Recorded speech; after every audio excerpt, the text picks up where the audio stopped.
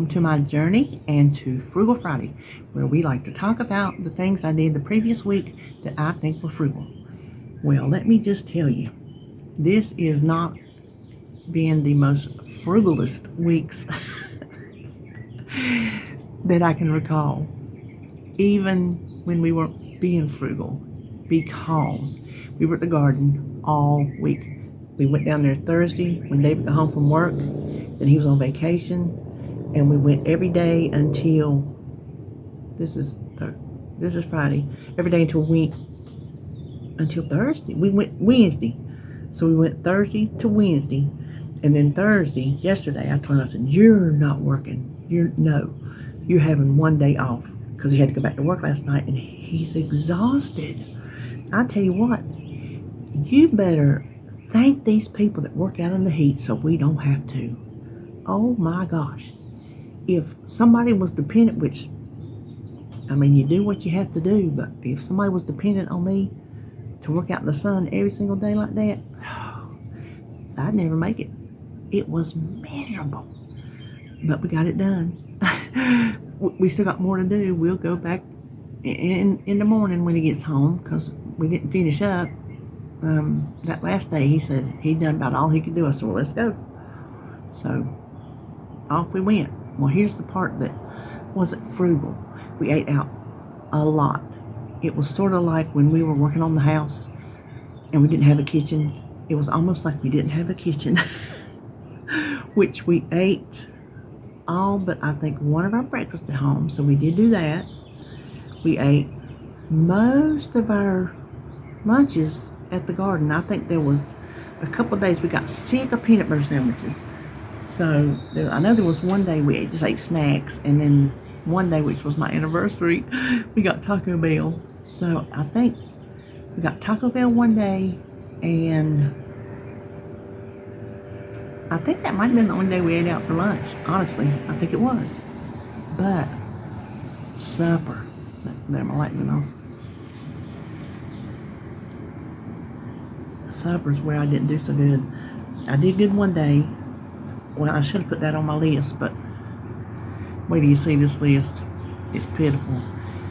I did get up, because I'm always up early, and I remembered, okay, take something out of the freezer to put in the crock pot. So I did. And I had the little mashed taters in the Bob Evans mashed taters. I had them to go with what the Mississippi roast, which I used to stew beef. Oh, it turned out good. Gosh, it was good. It was good. So that's what I've told you before. When you take shortcuts from the grocery store, it is still cheaper than going out to eat. And honey, let me tell you, it sure was that night. So we got home, we had supper in the crock pot. David, bless his heart, he said he sure didn't need that, because he can't eat out much. His stomach just won't take it. He's an eat at home kind of guy. And he likes to go out and eat. We do, but not, so many days in a row. He can't take it. And so I did that day, and the next day I got smart and just threw some frozen chicken breasts, which we only have 3, which are 3 halves. That's how you be frugal right there. Don't make a whole chicken breast if you're not going to eat a whole chicken breast. Cut them in half. Besides, the ones they give you now must be pumped up on some kind of steroids or something, hormones, I don't know what, because they're just way too big. They're too big. And they don't taste the same. I don't care. You can argue with me all you want. Them big ones don't taste the same as the ones when they was normal. And y'all that have been around, you know what I'm talking about. So, anyway, I call 3 chicken breasts, and I just threw them in the crock pot frozen.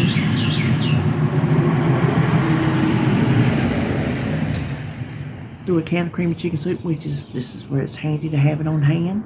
I've been making mine fresh from my mix, but I still have these things in my pantry for just times like this. I just threw in a can of creamy chicken soup, can of chicken broth, and a can of mixed vegetables, and let it cook. And the chicken Well, they weren't chicken breasts, they were chicken thighs, boneless, skinless chicken thighs. I thought that would be more tender, and it was. I can't make it with breast anymore. I just can't. And then I thickened it up, and we had frozen biscuits. So I made us some biscuits, and we had like open-faced pot pie, I guess if you call it that. So we did have 2 days that we ate at home. The rest of the time, forget about it. We went out to eat. I was so tired, so exhausted. Even David told me before I would even say anything, several of those days, he said, "You're not cooking." And then other days I'll be like, "Honey, you care if I don't cook?" He says, "No, honey, you work too." That's what he'll tell me. "You work too." So it's like he said, this is just a special week. We'll get back to our typical, normal, everyday doings when we're done with this week. And we did. We got right back to it yesterday. I cooked what, was on my menu.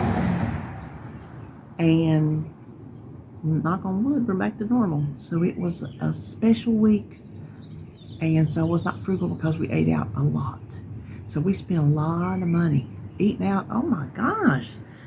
Just for 2 people is still ridiculous. Oh no, we had Arby's that day. Me and him was down there alone. We did have Arby's. That's what made me think about it. He got 2 combos, and it was $22 for 2 combos. There's no excuse for that. There's just no excuse for it. So that was just for a sandwich and fries and a drink. That wasn't even considered a good meal. You know what I mean? That's eating something. It's not a good sit-down meal. And anyway, so the things I did this week were very simple things, but little things we say add up. And little things like this keep you in the frugal mindset. And just think about, okay, so the first 2 I've done back when I was frugal, but neither opportunity arose since I started back. Plus 2 of you said, first one saved a cereal bag. Said I saved cereal bags, or my mom saved cereal bags or something. I'm like, I used to do that myself. Well, I hadn't had a cereal bag, and if I don't catch David, he dumps his in the garbage. So unless I remember to tell him to save it, I'll miss his. But I finished off my bag, my bag of Frosted Flakes. They're so good. Listen, I grew up eating cornflakes and had to put sugar on it. Y'all know them days. I love my cornflakes too. Get to the bottom and have that sugary milk. Well, good times right there. But so I saved my cereal bag. Those are perfect for coating. If you want to coat some chicken, those are perfect for that. They're perfect for pounding out chicken breast. If you need to flatten it, pop it up in that bag and pound it out. You can pull it in and out with your tongs and put more in there. Now don't hit it with the meat mallet because you're gonna bust the wax paper. That would be something that you would probably hit with the back of a pan. Nothing with the edge on it. So don't you love that?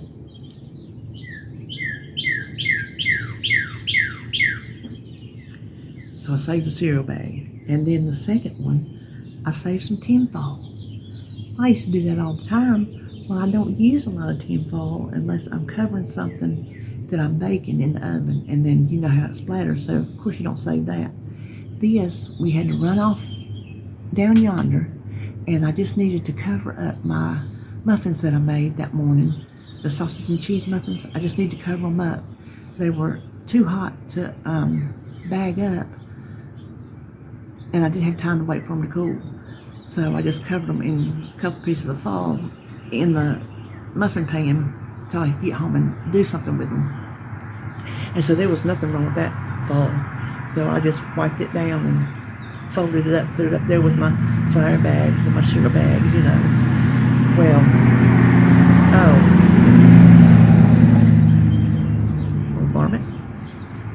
when I bought that 25-pound bag of flour, I cut that bag up into squares. Listen, I told you I saved, oh my gosh, a parade. I told you I save my flour bags and my sugar bags, and I use it to catch and see, that's a perfect use for the save tinfoil. Put on the bottom, put the flour bag, and then one layer of paper towels when I fry something. So that flour bag is a good grease catcher that saves you a bunch of paper towels. Well, I cut up that big 25-pound sack into usable size pieces like a regular flour sack, and I put it up there. I thought, well, why would I get rid of it just because it's big? I'll cut it down, because I'm here to tell you, when squash comes on, there's going to be some squash frying in this house. I don't care. Judge me for eating fried foods, but there's going to be some squash frying in this house. I will deep fat fry it, and I will pan fry it. David likes it just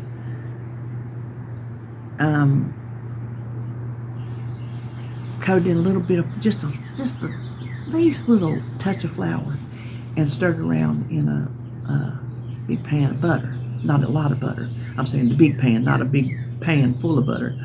Just in a big frying pan. He likes it like that, which I do too. But my favorite way is dusted in cornmeal mix and deep fried. Oh, it's like candy. So I can't help if it's fried, it's going to happen, because we're going to eat that squash. So that's what the fall will be good for. I reused the Ziploc bag. What did I use it for? I reused it to, I think maybe to put my, let me quit rocking.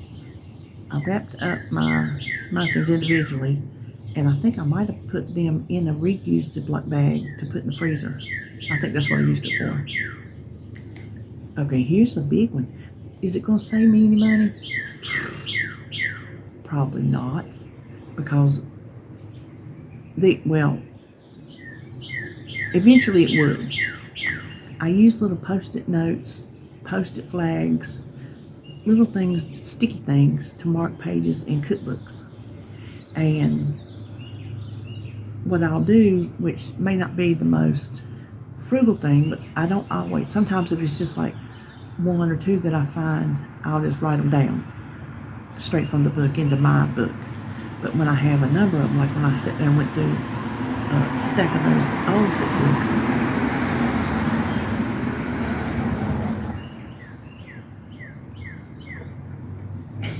y'all didn't see that. I had a number, and I'll just go in there and I'll copy them, and then I'll cut them out and paste. So that's probably not frugal. But I guess I kind of countered that with saving my post-it flags, because normally I'll just use them one time, pick them up, put them in the garbage, and I'm like, you know what, that's kind of wasteful actually, because they still got plenty of stick them to it. So I just stuck them to it. I have some, I don't, where I found those things. It had to be a thrift store. A big bag of Post-its that were like speech bubbles.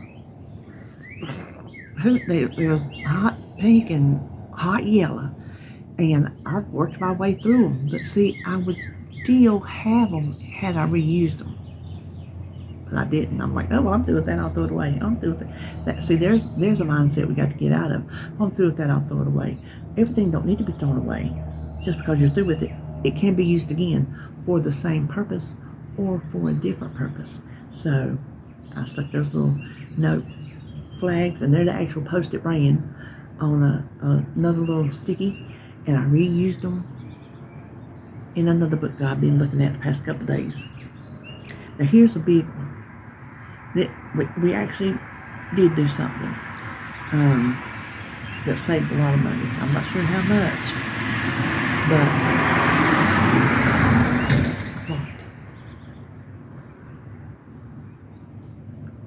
I told you the air conditioner was making a noise and made that spark that I seen. Well, I was out, David was out there, so we had somebody come out. let me get my story in the right order. We had somebody come out and look at it, and he come up here, and I was sitting here, and David was standing on the porch, and he was out there, and he was telling us, well, this is bad, and that's bad, and this is bad. You can replace all that, or you can get the new unit. So he went out to the truck and come back with a price for a new unit from his truck. And boy, they was expensive.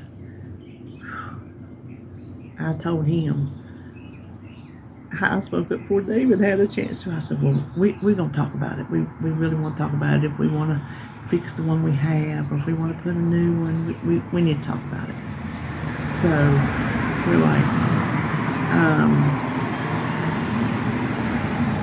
David was like, I'd rather fix what we have and see if we can limp it along, because a brand new one was outrageous. And that's not something we want to take on unless we have to. I said, well, you know what they want to do. Well, as long as it's running, maybe not the most efficiently, but it's running, we're okay. Well, he was out there packing stuff up to go down yonder, and he come in the house. I was filming something. Oh, I was filming the intro to those sausage muffins. He come in, and he went, or something like that. I turned around and looked. He goes, when we turned it off, I guess he was going to let me keep the part that I did, but I talked to him, so I just re-filmed the whole thing. He said, you better call somebody. He said, that thing just made the biggest racket. I'm like, oh, okay. So this time we said, let's call. See, I called somebody that was in Kannapolis that could come, I thought, quicker than anybody else. Because I didn't know. I saw a spark. I didn't know. That's dangerous. Well, this time he's like, well, let's call the ones who did Maness. They're over in Charlotte. I said, okay, we'll see if they come over here. Well, they do. So he said he had a time the next day at 8, between 8 and 10. Not in the morning, in the night. I said, we'll take it. He goes, really? I said, yeah, we're going to be home anyway. He said, it's not the most favorite time. I said, yeah, but we're going to be here, and I really would like somebody to see it, so we'll take it.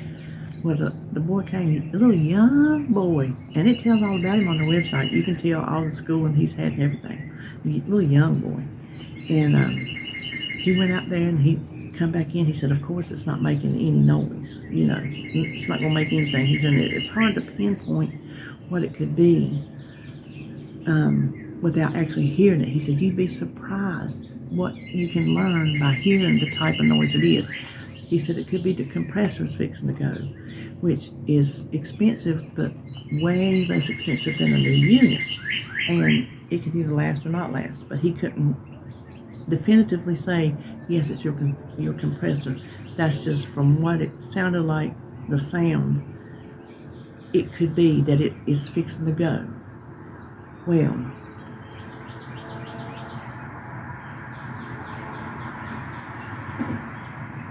he come in, he stood right there in that doorway, talking to us, and he said, but other than if it's that, there's nothing wrong with it. It's just got some age on it. He said, but you couldn't tell by looking at the outside unit. It looks good as new. He said, so he said, I couldn't find anything wrong with it. You know, I said, excuse me. I made him repeat. I said, did you say you couldn't find anything else wrong with it? He said, no. Ooh. Look at the difference between companies. I don't want to call the first one a crook, but when it ain't straight, it's crooked. So he said, and this is a little young boy, he's not even of our generation. He is our grandchildren's age. Well, if I had mine earlier, he's of the mindset of he just lets things go until they're done. He thinks, why replace it if you can still get some use out of it. And that's David. He's like, that's how I was thinking. Just get the goodie out of it. So that's what we're gonna do. We're just gonna keep it until it breaks, and then we'll replace it. We'll decide if we want to replace whatever it is that broke. We'll get a new unit. We'll decide at that time. I told him, I said, yeah, you wait. It's gonna give out on a 100-degree day. But what we did by getting that second opinion, because the first place was just too expensive, we didn't want to call them back out here, was, first of all, we saved $30 in their service fee. The first one was $119, the second one was $89. So that was a big savings. And then the first one gave us a list of things that was wrong. And we're talking in the thousands. And the second one said he couldn't find anything wrong with it. So we saved ourselves a ton of money. I would say that makes up for all the eating out. That second opinion makes up for all the eating out. It paid for it. It paid for it over and above, because we didn't eat out thousands of dollars. Hundreds, yes. Thousands, no. So that is my Frugal Friday. Wasn't much to it. I took my book right there and write down in this book, empty page after empty page after empty page. Listen, it's a little stuffy out here. I got to go in the house. I know, you're drinking coffee. Well, yes I am. But before I go, I wanted to tell you I got some Happy Meal.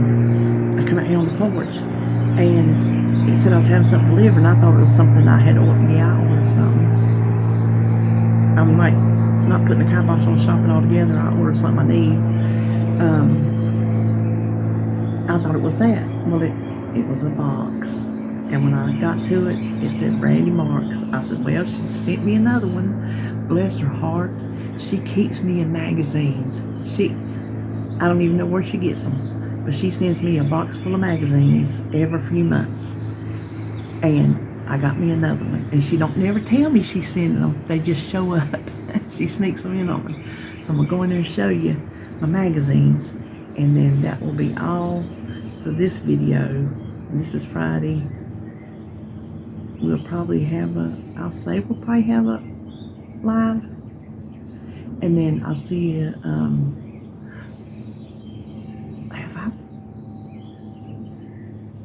I did a meal prep. Did I edit that video? Oh, I think I just have to do an intro. Well, I'm going to sit right here and do it when I get through with this.